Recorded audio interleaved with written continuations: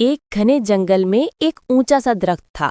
उसी दरख्त की सबसे ऊपरी शाख पर एक नन्ही चिड़िया ने अपना घोंसला बनाया था। चिड़िया बहुत खुश थी क्योंकि आज ही उसने 3 नन्हे अंडे दिए थे। सूरज की नर्म रोशनी घोंसले पर पड़ी तो अंडे चमकने लगे। चिड़िया नीचे उड़कर दाना चुनने गई थी, मगर नीचे झाड़ियों के बीच एक काला सांप छुपा हुआ था। सांप ने ऊपर देखा और उसकी आंखों में लालच की चमक आ गई। वो आहिस्ता आहिस्ता दरख्त पर चढ़ने लगा। उसका हर सांस खतरे की घंटी था। ऊपर घोंसले के पास अंडे खामोश लेटे थे, लेकिन जैसे ही सांप करीब पहुंचा, एक चिड़िया की चीख सुनाई दी। चिड़िया तेजी से वापस आई।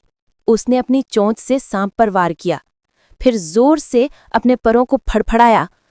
दरख्त हिलने लगा और सांप नीचे गिर गया। जमीन पर गिरते ही एक कांटेदार झाड़ी ने उसे जख्मी कर दिया। सांप रेंगता हुआ दूर चला गया और चिड़िया अपने अंडों को सीने से लगाकर बोली, जो अपने घोंसले की हिफाजत करे वो कभी हारता नहीं।